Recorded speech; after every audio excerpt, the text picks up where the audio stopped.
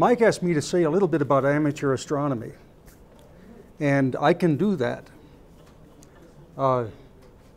Something like 60 years ago, yeah, 58 years ago, I was in a scout troop in the Washington, D.C. area, and we took a field trip to the Naval Observatory.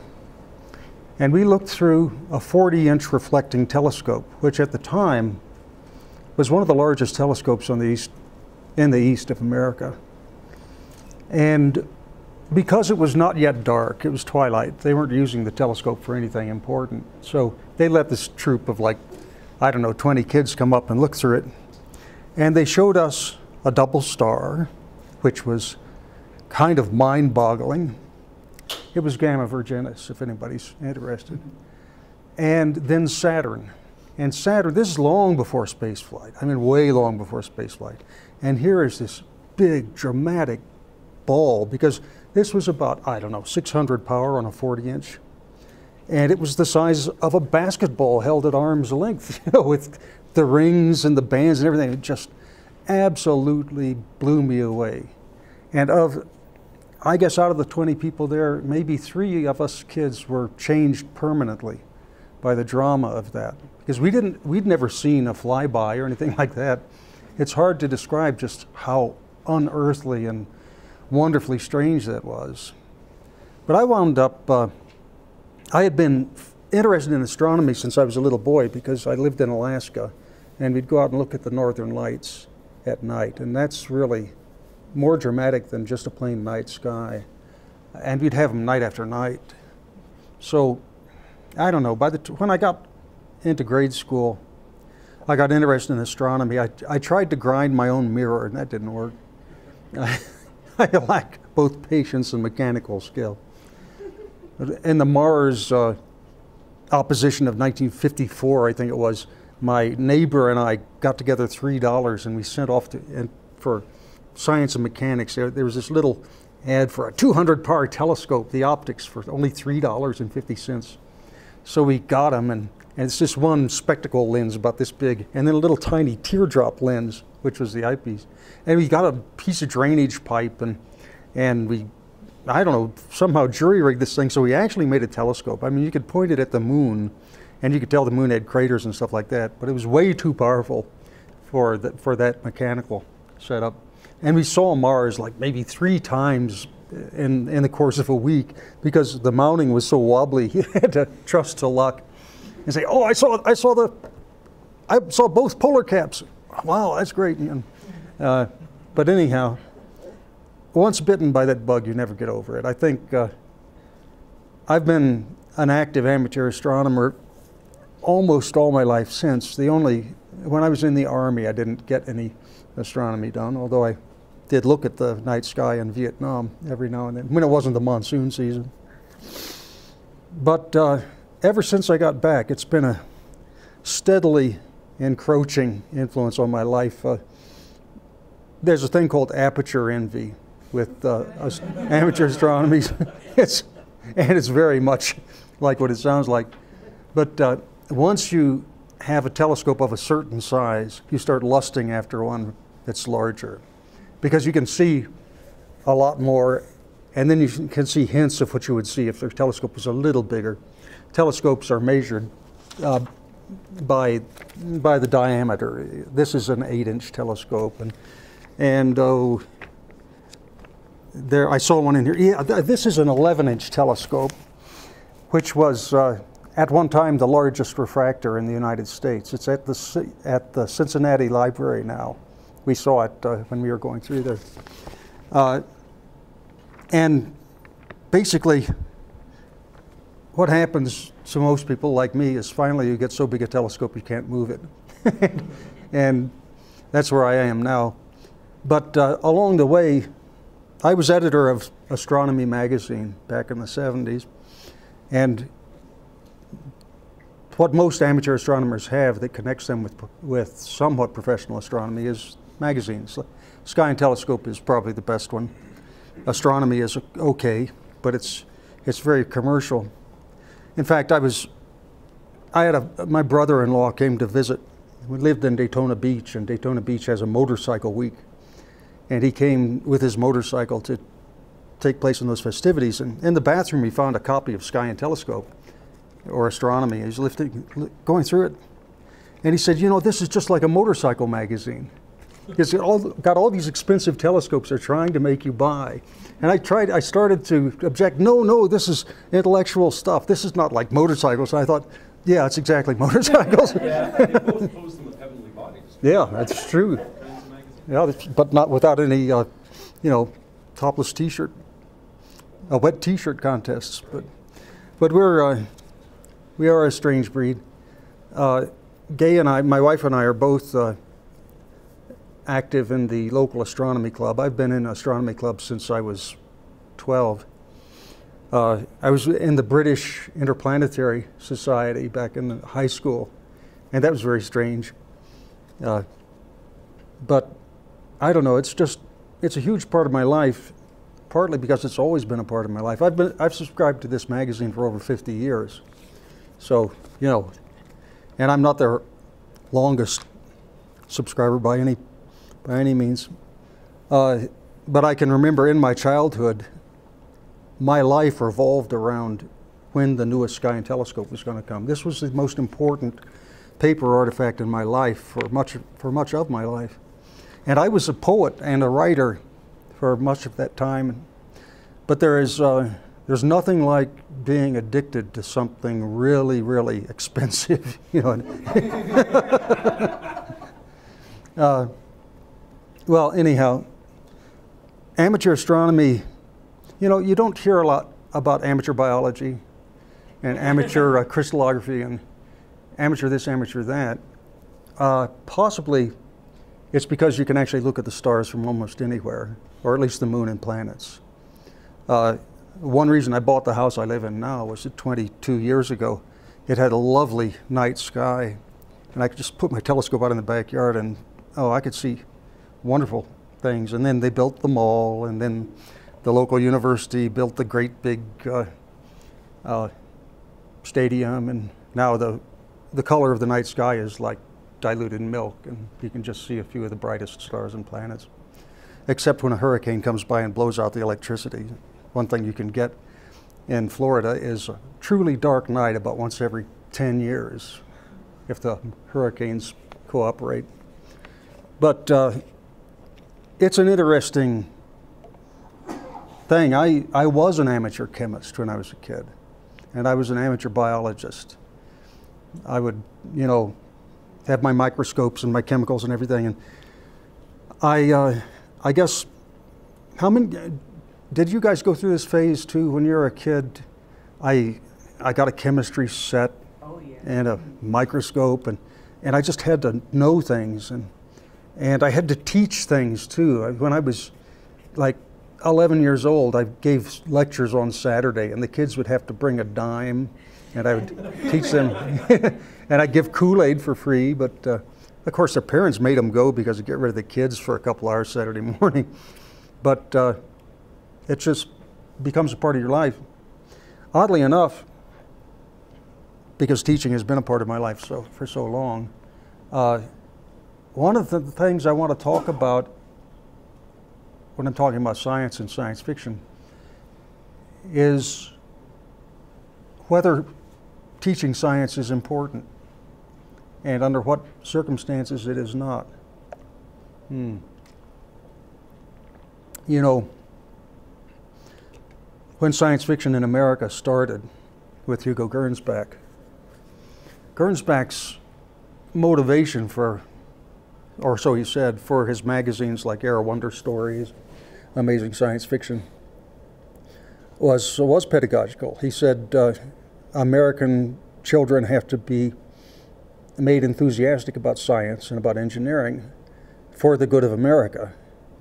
And he wanted to, frankly, have engineers write science fiction stories, scientists and engineers write science fiction stories as a kind of sugar coating for teaching science and engineering to young people.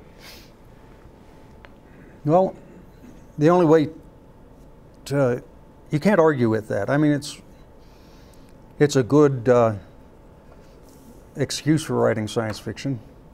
It doesn't tend to produce good science fiction, you've got to admit. You read through some of those old stories and they're ludicrous as fiction. But I have to admit, when I was 10, 11, 12, 13, reading them for the first time, I didn't know that. I was just absolutely thrilled by that crap. And rereading them now, I have to say I'm kind of, in spite of the bad writing, I get kind of time tripped back to it. And I can always get back some of that enthusiasm. The word science in science fiction actually ought to make a lot of science fiction writers uncomfortable. It's what they actually peddle is a kind of knowledge fiction. It's not about science. It's about various aspects of the world. But science fiction, some of the best science fiction stories are about logic or about religion, theology perhaps, aesthetics. Sometimes a science fiction story will be just be about art or music in the future or in some alien culture. And it's perfectly good science fiction. It has nothing to do with science. And another point, which you can dismiss as semantics, but I don't think you should, is that the science that appears in most science fiction is actually technology or engineering. It doesn't have anything to do with pure science. And there's a good reason for that. Two good reasons. One, it's extremely difficult to write a good story that's just about pure science. And it's also true that it's harder to handle fictionally than technology because it's not solid. It doesn't have machines and stuff like that. And not too many writers are intellectually equipped to write about it because most writers don't have degrees in science and most writers do have degrees in something soft and squishy. And, you know, the rigor of science is not important to most of them. Of course, you do have working scientists who write science fiction. And some of them very famous. Greg Benford, of course, famously is a senior physicist in Berkeley. And E.E. Smith, PhD, had a doctorate in food chemistry. He was so embarrassed by that, John W. Campbell made him write under the name E.E. Smith, PhD, because it looked good on the cover of the magazine. And Smith says, "John, it's just donuts." But he had to do it. And, well, there are a lot of middle ground people like Paul Anderson, Arthur Clarke, and people like me who do have degrees in science but who have never worked seriously in it. But having a degree, I think, helps get it right.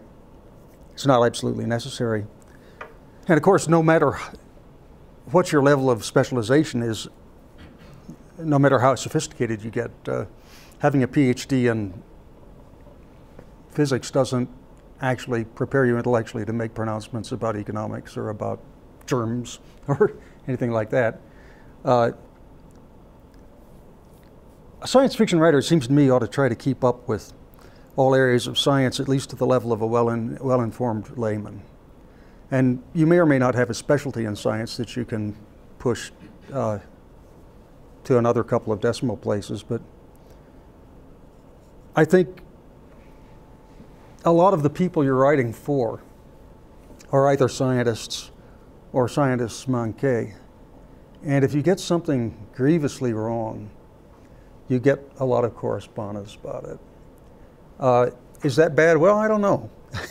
You meet some interesting people answering those letters, but ideally, I think you ought to know enough about general science not to make really stupid errors, and B, know enough about yourself to stay away from your areas of ignorance, which is maybe a little harder. I've been caught making broad sweeping statements about biology or genetics that were just wrong because I never studied them. I just had the same general knowledge as other people, and they're wrong too. And finally, what happens fictionally if a story has wrong-headed science in it? I mean, suppose your science is just plain wrong. There was a guy, and I wish I I had his name and the name of his book. But there was a man who wrote a bestseller about Paris. About Paris. And he had never been to Paris. But he wrote this romantic novel that was a bestseller. And with the money, of course, one thing he did was go to Paris. And then they interviewed him on the radio, it's that long ago, and said, well, how did you like Paris? And he said, well, it was a lot of fun, but mine is much better. And one reaction to that statement was, your Paris is totally made up. It doesn't have anything to do with Paris. You don't even have the roads right. And, well, okay. You know, the Paris that he made up was a Paris he loved, and the love for that fictional place generated the energy in the story. And if the story was bullshit about Paris, it was still a good story. And you hesitate because we do have this sort of, well, our responsibility that we get from Gernsback, that part of the function of science fiction is teaching science. But if you get it wrong and don't know that you've got it wrong, then that's quite a different story from getting it wrong fraudulently and knowing that you're doing science a disservice. I think people who learn their science from science fiction are like people who learn history from historical fiction. And they deserve what they get. You know?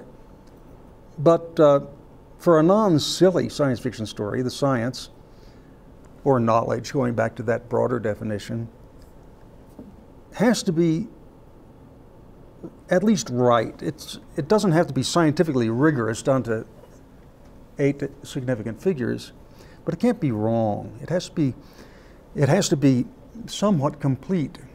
But what's really important about it, and I may be too damn rigid on this, but I think that the science has to be central to the plot.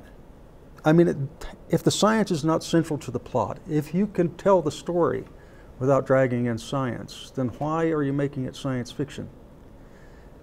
And it seems to me that you've weakened your story by essentially turning it into a genre that you can sell. And that would be the motivation usually. You should just write the story.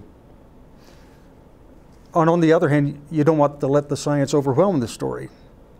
The Old Iceberg Analogy, you know, this is something that Hemingway is credited with, but it actually came from Gertrude Stein, that good prose moves slowly like an iceberg.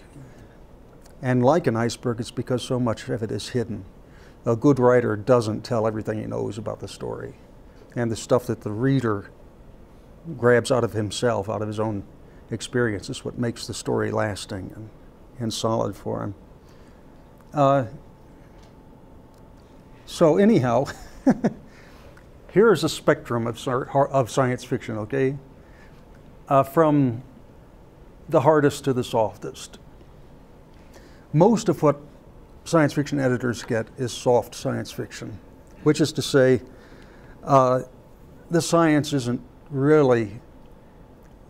necessarily hard. It isn't necessarily accurate. You may have things in there like faster than light travel that you know, people know is not in there, is not in the real universe. I sort of make a, excuse me, somebody stepped on my microphone. I make a couple of distinctions that may or may not be useful to people. There's a kind of story which once was called science faction, and you don't see that too often. Analog occasionally runs it as a sometimes column. A science faction is an article, like Asimov's famous Thiotymelene story. It's an article that masquerades as fact. And the only reason for the article being there is to illustrate a science fictional idea. Thiotymelene was Asimov's, I think, his first published fiction. And it was about a chemical that makes a precipitate when it's when it is added to another chemical. but the precipitate forms before they meet. And so it seems as if the solution, I guess you would call it the precipitant, knows beforehand that it's going to touch the other one. And it goes on in fairly boring jargon. And it got published, and when Asimov went before his oral examinations for biochemistry, the first question he got was, "Can you tell us about the nature of thiothymine?" But that's a kind of a small part of science fiction, and it has a sort of metafictional or even postmodern kind of feel to it, because it's science fiction about the nature of science fiction. Kind of fun to do. Hard SF, well, we all know what hard SF is, I guess, but it's science fiction where the science is as accurate as you can make it, and the science is absolutely central to the story. The story would not exist without the science. And science fantasy, I have in quotes because not everybody calls it this, but I'd say this is the kind of science fiction which appears to be rigorous, but has at its center something that is not part of real science, like faster than light travel, like time travel, you know, and you can argue about this or that. But basically it's where a story that's masquerading as hard SF, but has something kind of squishy in the middle. Like soft science fiction, I would say, is science fiction that's fundamentally about things like anthropology or sociology or even religion or politics, things that are difficult to measure, things for which there is not necessarily a consensus among professionals who deal with them. Then there's fantasy over there, which sometimes can have spaceships and ray guns and so forth. The movie Alien, which is, you know, most people think is science fiction, is the purest fantasy. I mean, it's not even soft science fiction. It's a fantasy with rocket ships, but it's about a monster. It's about a monster who somehow can have a universal solvent in its body without dissolving. I mean, I couldn't figure that one out even the first time I saw the movie. But this sort of morphology or trying to see patterns in science fiction as a literature, I think is not that important to a writer. What is important to a writer, and going back to the Paris guy, I think sitting down and getting the day's writing done, the one thing that's of paramount importance is that you believe the story could happen. I mean, I'm not saying that that's the only kind of story, but most kind of narratives, you have to actually believe that someone could actually do the stuff that you're describing that day. I won't ignore the large and interesting fraction of stories that you know couldn't happen, that are being written for some other reason than you know, trying to convince people that A, then B, then C, then D would finally wind up with the end of the locked room mystery being solved or whatever. There's all kinds of fiction in general that has only a loose connection to reality, and science fiction can do that as well as anything else can. Let's see now. I want to, saying that hard SF is fundamentally more different to write than all these others. I've been teaching at MIT for 23 years, and I think probably less than 1 story in 8 is hard SF. And these are all people, well, all save 10, not even 10%, are majors in science and engineering and computer science, which is neither. But they don't write hard SF. And the reason is the same reason that the rest of the world doesn't write hard SF. It's much harder to write. I mean, it may be more natural for you to write if you are a scientist or if you're in love with scientists, but it is harder to write because you have to get the science right and you have to make it important to the story. I mean, suppose you were a fanatic musician not only that, but you knew all about music theory. And it occurred to you to write a story about a musician who was in a dramatic part of his life. And you wanted to just get across the emotion that he felt. You would be as rigorous about your music and your music theory, about the performance and the way he feels about it, as one of us who is trained in science and loves science is writing a hard SF story. I mean, it's something that goes beyond the content. It has to do with the way you feel about what your story's about. It's important to know how science works. Then you can do a convincing job with non-hard SF or with craziness like telepathy, faster than light travel, and whatever. I wrote a whole novel once, which was intended as a metafictional science fiction novel, or meta-science fiction. You know, a metafictional story is a story which is meant to demonstrate something about fiction, about the nature of fiction. And it may or may not also be an entertaining story. But part of the structure of a metafiction is that it's really, you know, casts a light on the art of fiction itself. Well, I thought, I'm going to write a science fiction story that's about how to write a science fiction story. I wanted to write a science fiction story that's about the relationship between science fiction and science. So I wrote this one. It's called Mind Bridge. And the conceit in here was that it is totally hard SF. It is so hard SF, it's got differential equations in it. It has matrices. It has journal articles. It's got the whole schmear about a kind of science that is totally bogus. It's all about telepathy and matter transmission, down to 8 significant figures. And everybody absolutely believes it because it's part of this world, right? And part of the onus or the responsibility of a writer for doing this is to make sure that everybody does ask the right questions and everybody's view of the world is protected so that they don't say, wait, this is bullshit. And then in that world, it becomes real and it becomes part of the basic rules of that world. And I had a lot of fun with it.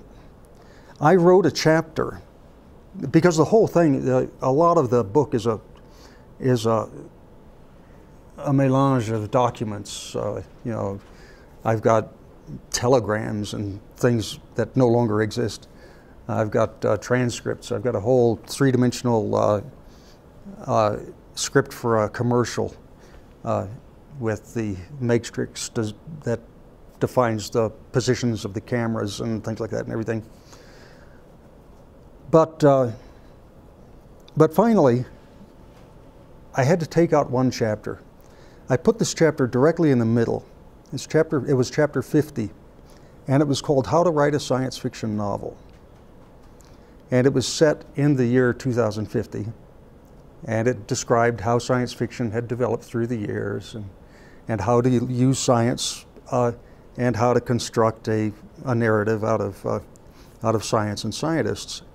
And it sort of explained why this book existed. I took it out because it was a funny, I thought it was a very funny chapter, but it destroyed the false matrix that the story was being written on. It was, I think, my most successful story financially at that time by a couple of orders of magnitude because it sold for a lot of money by people who did not understand it. The guy who authorized the check, we went to dinner, went to lunch at the Four Seasons, and I had pheasant under glass, and I'm sitting there, and he says, Joe, all that science and stuff, you know, I just read over it. I don't know anything about that stuff, but it's all just window dressing, isn't it? And I said, yeah, Steve, whatever you say. Of course I wouldn't try to explain to him what the actual function of the novel had been because he was just buying it for the sex scenes. Well, anyhow, let me see if I can get up without unplugging myself. I will say, for the sake of argument, that there are three tools that a science fiction writer uses without thinking about them. There's extrapolation,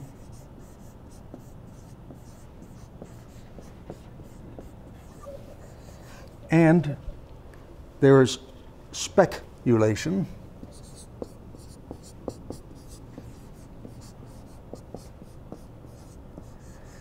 and there is craziness. Now you can think, you don't have to think too hard to come up with examples for all three, but just for the sake of illustration, I'd say, for instance, I'd say extrapolation is the most obvious and the most timid tool of science fiction. But it's not the easiest one to use, because in order to extrapolate, you have to know what the state of the art is and what you're writing about, and you have to be able to elaborate on it without making a fool of yourself, because experts will be reading your stuff. In fast-changing disciplines like molecular biology or cosmology, it's a trick to stay up to date with everything. But like, suppose you had a simple science fiction story where you wondered, what will cars be like in 50 years? What will cars be like in 50 years? Well, you extrapolate, you go back 50 years ago, and you say, well, in 1959, cars were big, heavy things with fins and lots of lights and 450 horsepower, 8-cylinder engines. And now you go up 50 years and look at cars nowadays. Well, they're more aerodynamic, they're smaller, they're lighter, they don't have nearly as much horsepower, they get much better gas mileage and so forth. You go up another 50 years and say, well, then a car in 2059 is going to be an almost perfect aerodynamic solid, and it'll be as small as possible, as small as practical, and it'll probably use something other than petroleum for fuel.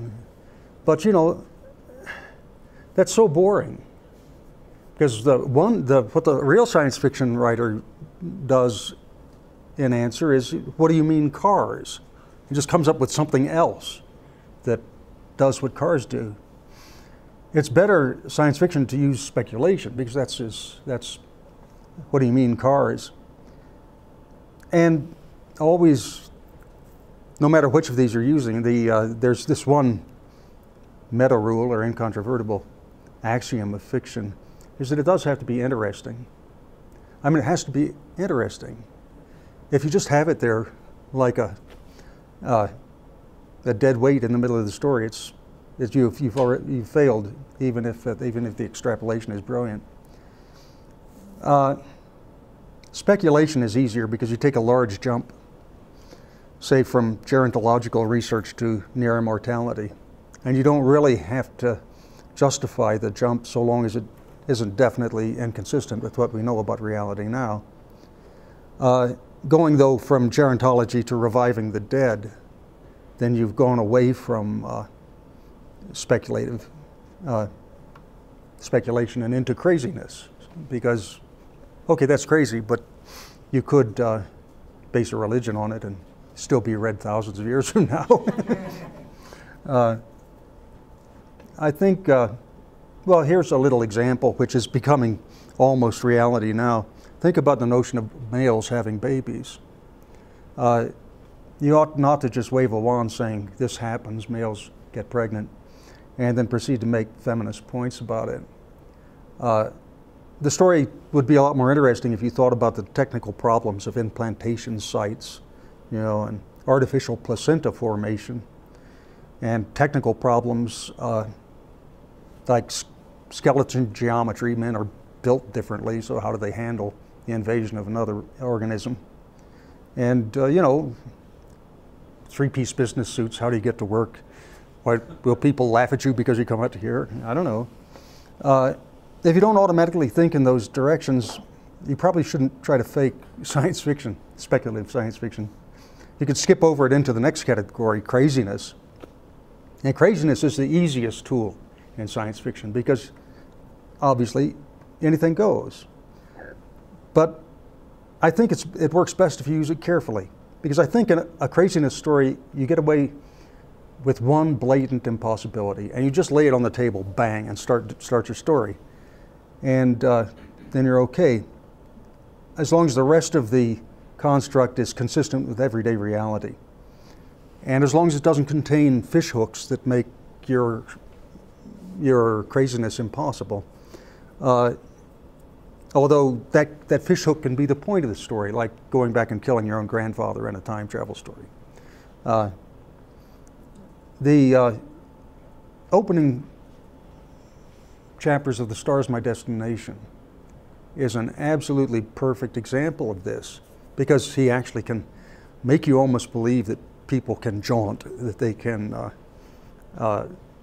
do teleportation just by thinking just the right way. But a big mistake in a craziness story, which Bester just skirts, is to belabor the point and try to convince the reader this really is so. You may not know about it, but it really is so. And then the harder you do that, the more the reader goes, I don't need any more of this. But if you do it with delicacy, you can get away with it. There's a book that won awards a few years ago, and I'm trying to think of the author's name, about trolls in Finland. Yeah, what's her first name? Sinisalo. But she did this speculation thing where the novel contains like encyclopedia articles about trolls and newspaper articles about, oh my God, the trolls are out again. And it just goes on and on as if trolls existed in Norway and had for thousands of years, and everybody knew about them. And then so the story becomes about a homosexual love affair between the troll and this guy who picked it up because its parent was abusing it. And it becomes an amusing and touching story. And what was it called in English? Troll, a love story. And that was a remarkably well done piece. I don't know, it's my way of writing, and almost everything I write is science fiction, so I could say my way of writing science fiction, really isn't all that logical. I mean, I sit down and read what I've written up to the day before, and just sit there and wait for something to happen. And if you ask me after I'd written another 1,000 words where they came from, yeah, I don't know. But you look at the text and its logic is clear. I rarely make really egregious errors.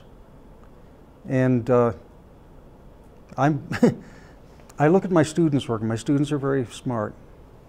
They're not experienced, that's okay, because everybody starts somewhere.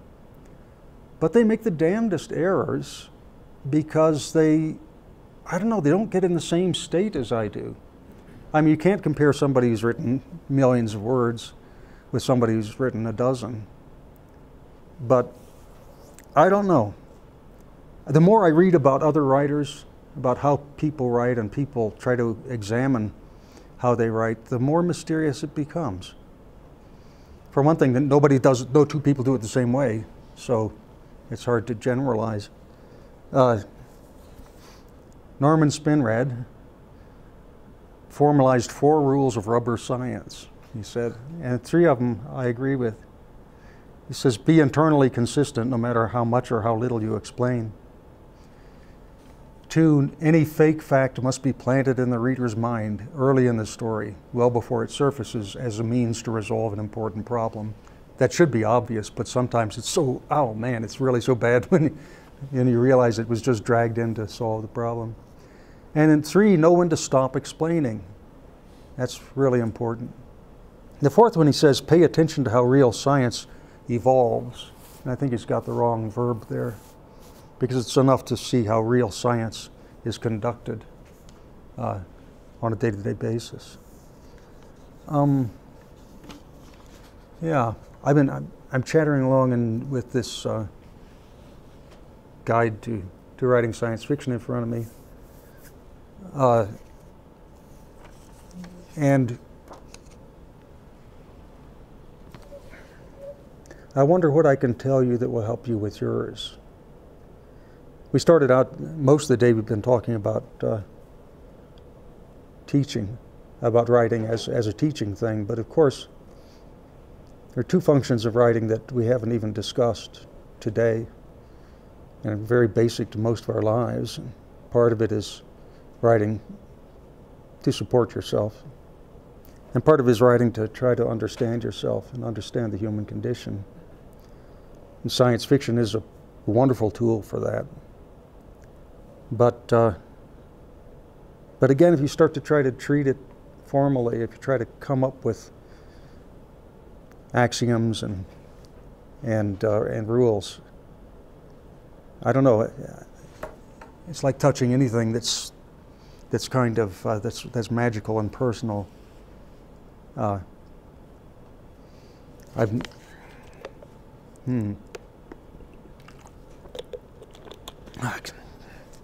Thank God for gin is all I can say. I've got my segue. I wanted to talk about world building tomorrow. And I have covered up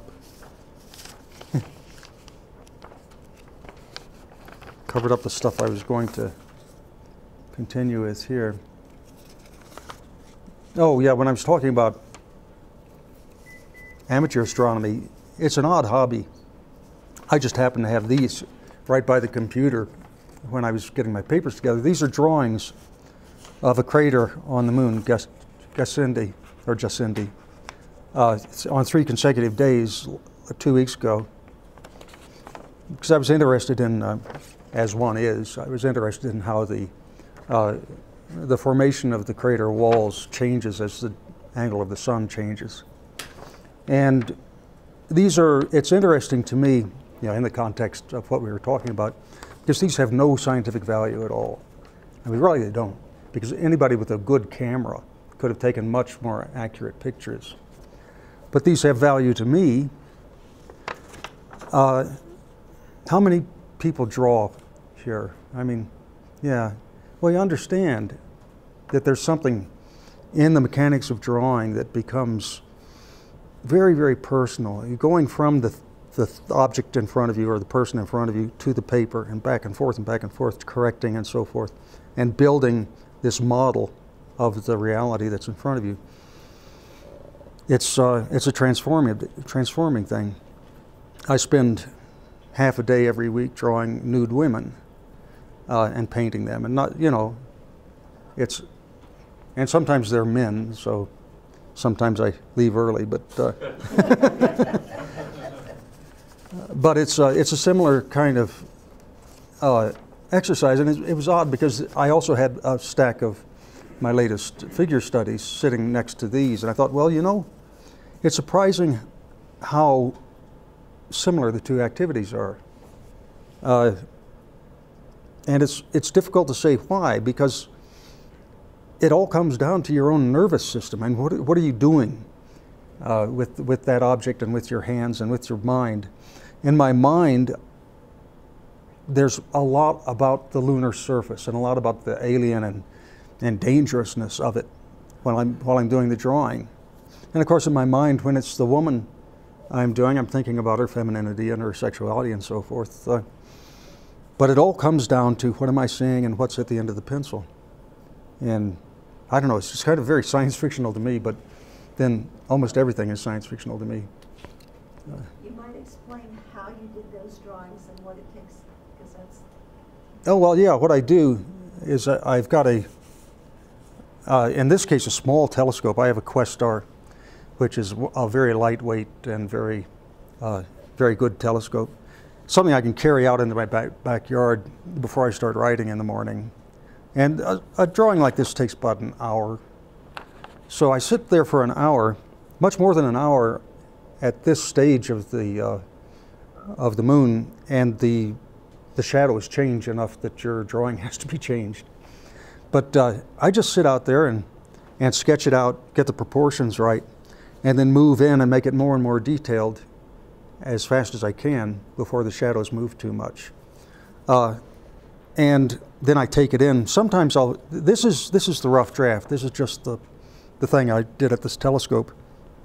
Now I can take it in and work, make it an ink wash or something like that that's more elegant. But there won't be any more information in the elaborated drawing. And so I've come to not do that so much anymore. It makes a prettier picture, but it's not a truer picture. This is exactly what I saw to the limit of my ability.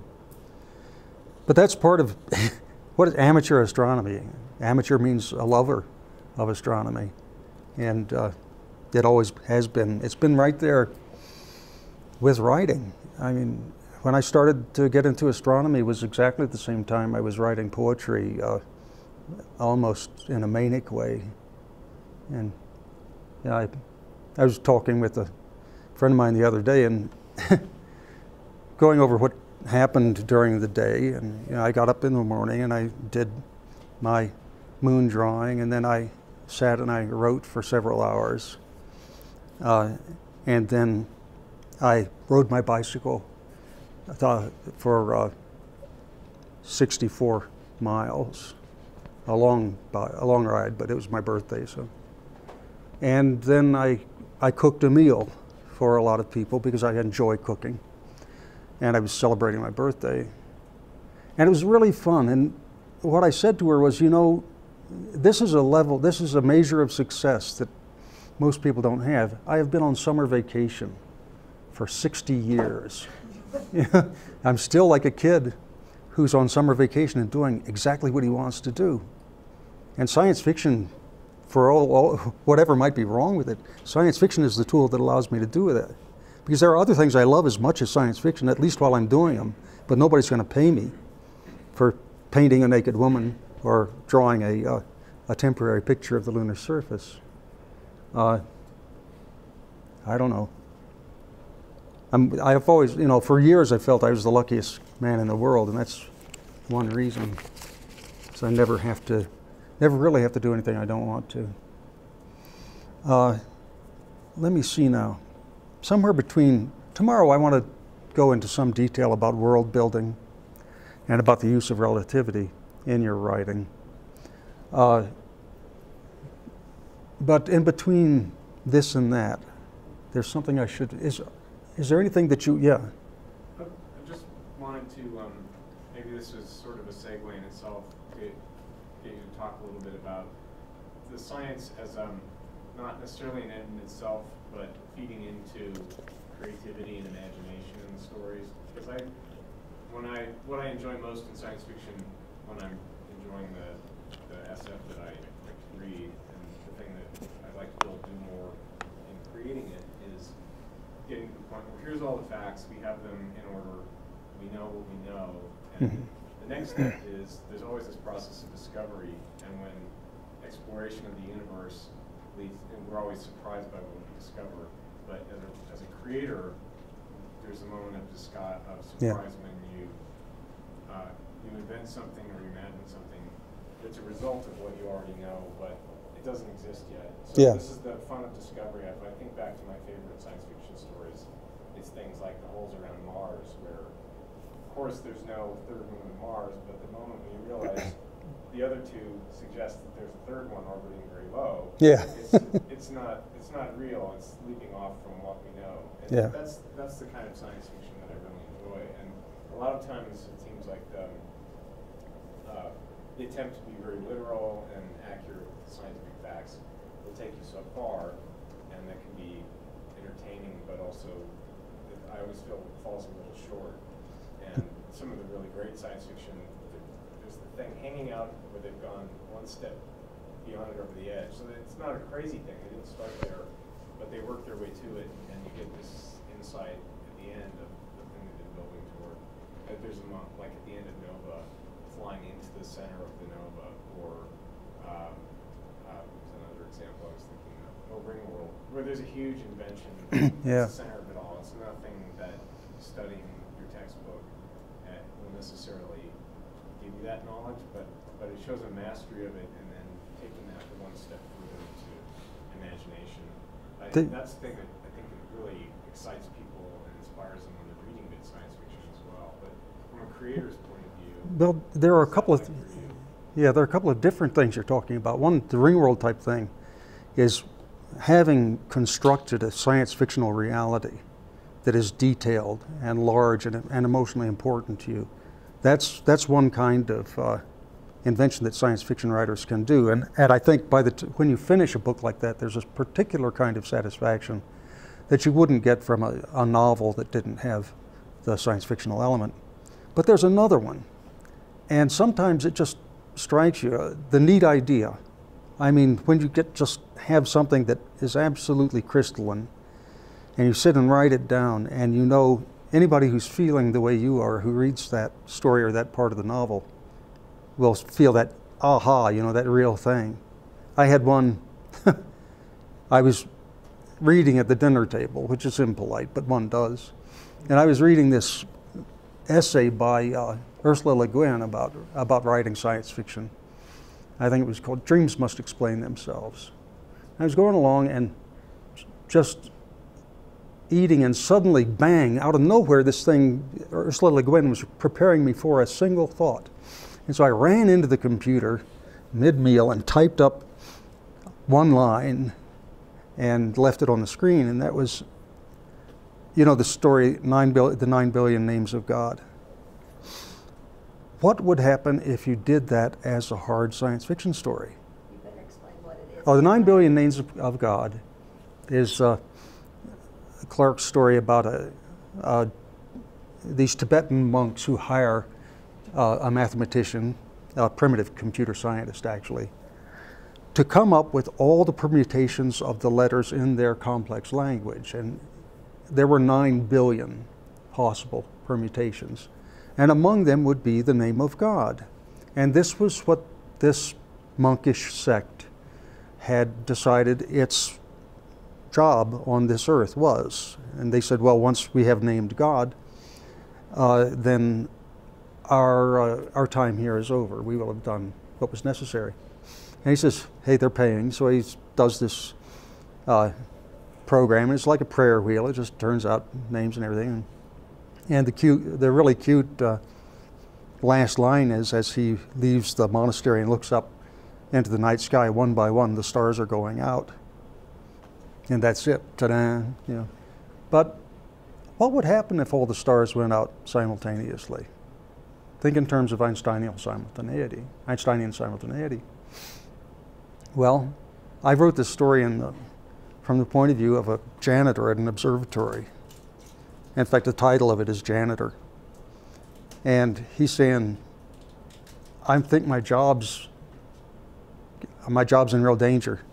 I think astronomy is over, and if astronomy is over, I don't have a job because there won't be anybody in these domes for me to clean up. And because he'd heard something on the news, and he just sat on it all day long, and finally he went to work, and he found one of the astronomers and said, I heard on the news that a star disappeared, that we couldn't see it here, it's straight down south, but it disappeared, and all the astronomers were just really upset about it and said that it might be the end of astronomy, and if astronomy's over, what am I going to do with the rest of my life? I mean, I'm 58, I just can't go out and get a job. And what it was, of course, Proxima Centauri had disappeared. But nothing else, just one star. But then, like a couple of weeks later, Alpha Centauri. And then Alpha Centauri B goes Alpha 2. So all the stars are going out in reverse order from the sun, which means they all have stopped existing. We just don't know about it until their light gets to us. And so I wanted to do that story just as a human interest story from this poor old guy who's worried about his job, and actually the whole universe has arguably disappeared. But that was fun, and that was one of these little aha moments that you sometimes get. I often get them in the middle of a text while I'm writing, and it's pretty obvious that they've been building up, but you didn't realize it until you came to the line just before the line that's going to say it. Just, I had a couple of, do you have my notebook there? These notebooks? Yeah. This one? Yeah, that one. I don't know about you guys. I always keep a text of the science that I use in the stories, and although I keep it in in computer files, I also do a series of these little notebooks, especially with equations and numbers. It's easier to do in handwriting. Here are my little diagrams, the triangles, and my little algebra and calculus and so forth. It's something that, it's interesting that is one thing science fiction writers do that I don't think anybody else does. I mean, can you imagine a person who writes historical fiction saying, well, these are the history details I'm going to put in this story? But it's necessary for a science fiction writer, if you're a hard SF writer, to keep track of all that stuff. And it's more appropriate to do it in a notebook than trying to do it on a computer, although you try. And I have my computer files that are longer than these. I couldn't find the book that I'm using now, or rather I couldn't find the book that I used before this one, which is full of diagrams and equations and so forth. This is only the 1.5 books worth. Yeah. We're inching toward a kind of idea of what the satisfactions of both science and science fiction writing are, to what extent they might be related. Mike would know more about this than I do, because I was never a professional scientist. I never got beyond being doing dog work as a graduate assistant, and then being an editor of a science magazine. But I have a sense that, in a sense, when you're doing science fiction, you're doing science. If you have the background, you're pushing in directions that you can't do professionally because of the constraints that are on professional scientific behavior. Have you ever felt that you were driven in a story that you're writing, that you were being driven by what you were doing as an astronomer? Well, I had similar problems to what you talk about with your smart MIT students. When I first started writing, I didn't write hard SF. I had the tools to do it, but I had these mental blocks because it is hard. And I think with science, you get trained first to say no to things. Find out what's wrong with this idea, falsify that hypothesis. Mm-hmm. So you approach a problem. It's like when you make a statue, you take away everything that's... doesn't look like the... That's right. But when you construct fiction, you have to sort of build up from nothing. Yeah. You say yes to ideas to make the story. So initially, for my first novel, to view hard SF in a way that I could do as an astronomer that other people couldn't do, I needed to move away from my immediate specialty. Mm-hmm. Where I was very conditioned to say no to ideas and say that can't be, that can't be, that can't be. Right. So I switched to something similar but different, where I could say, I'm going to go with this sort of crazy premise, I'm going to find a way to make that work with the science, and then I could do it. So I had to train myself to do those things. But the other things you're saying are totally true. I've got notebooks filled with equations and workouts and technical details that are essential to make the story work. And it is something, I think, of a different process there than other things. Yeah. Well, it's a funny thing that it is part of the real emotional satisfaction of the work. The book that I wrote just before this one is hard science fiction. It's about, space travel to another star with all the general relativity intact and all the constraints that general relativity and Einsteinian simultaneity put into the logic of a story and the way the time moves in it. And that was a really satisfying novel to write, because I had to make it all understandable to somebody who doesn't know anything about relativity. And yet, since relativity governs the structure of the novel, there has to be a little bit of explanation.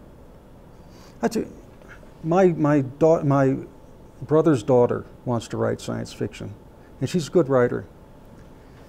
But she asked me, Uncle Joe, how do you keep from writing info dumps? This is the writer's workshop kind of slang for trying to explain something in one big lump of exposition.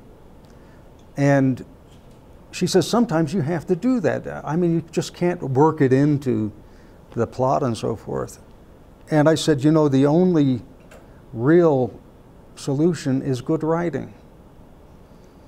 And it would be nice if you could be specific and give some sort of a technique, but I gave her some examples, like there's the lovely story Light of Other Days about slow glass by Bob Shaw. It's about 30% pure info dump.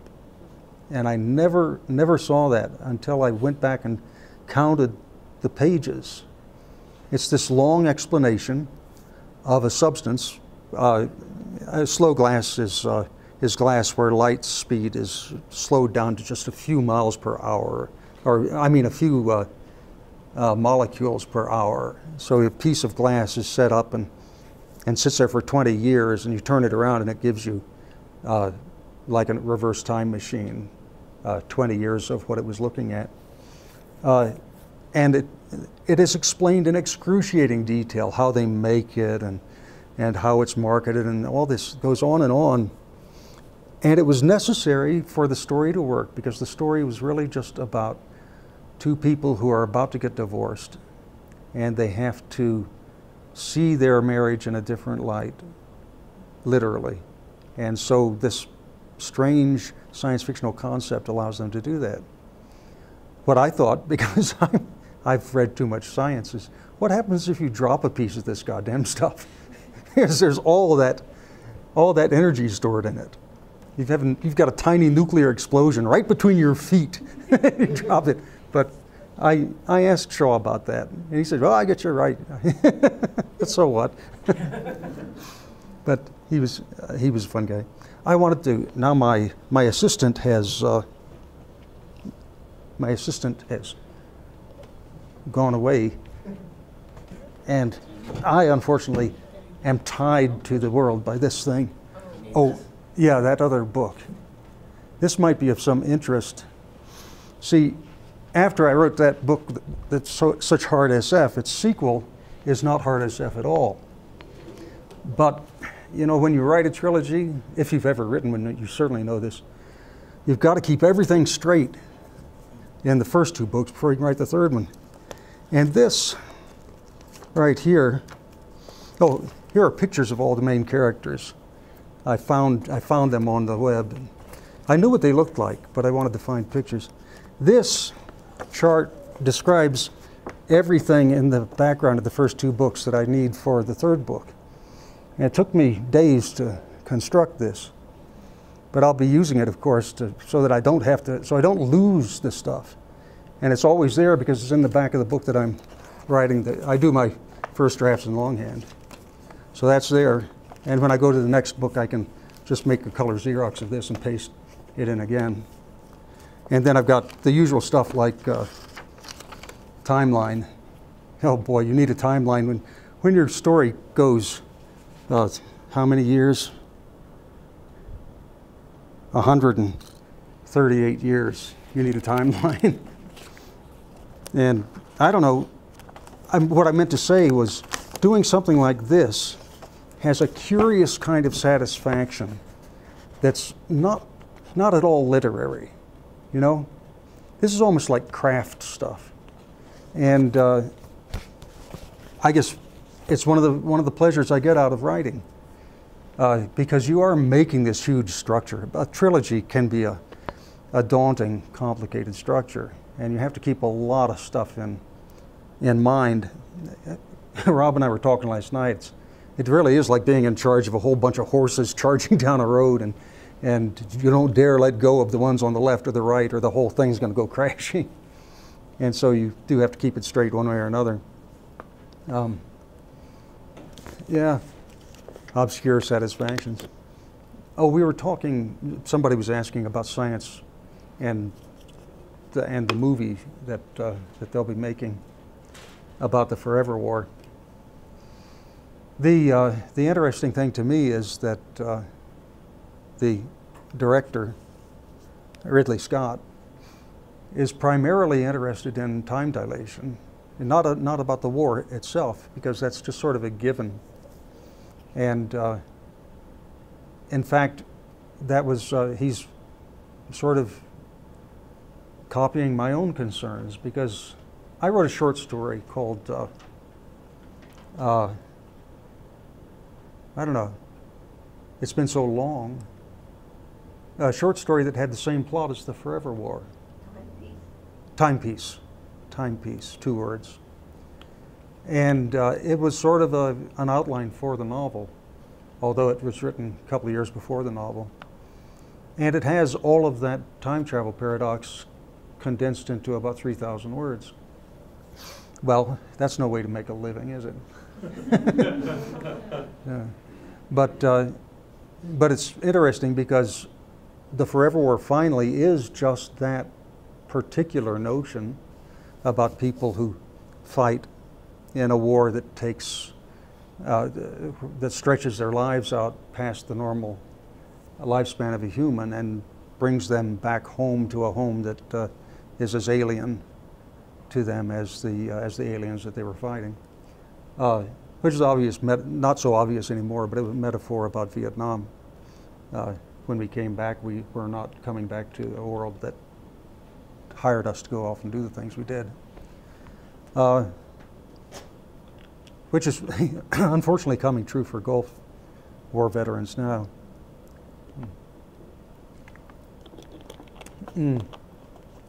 But yeah, it'll be interesting to see how he can get across the relativity and the time dilation aspects of it. I think that he can do it just by waving his arms. And if everybody in the movie knows what's going on, and if please God, nobody sits down and explains it. You know, this is the Heinlein trope of a semi-Socratic method of storytelling, where the lieutenant who's in charge of the classroom asks some poor fool a loaded question and then says, "No, you idiot," and then explains reality to him. And boy, does that get old fast. There's an interesting, well, this is an aspect of science fiction that to a mature reader who reads Starship Troopers, the mature reader is probably going to get pretty impatient with this sort of business of setting up straw men and batting them down. But the audience of that book is not mature readers. The audience of that book is 15 and 16-year-old boys who Heinlein wanted to talk into joining the military. And for that, it's really well done. You were going to say, Rob? Well, I'm curious about this question of the science in the science fiction. When you're writing about general relativity or special relativity or stellar evolution, what do you assume the reader knows? Yeah.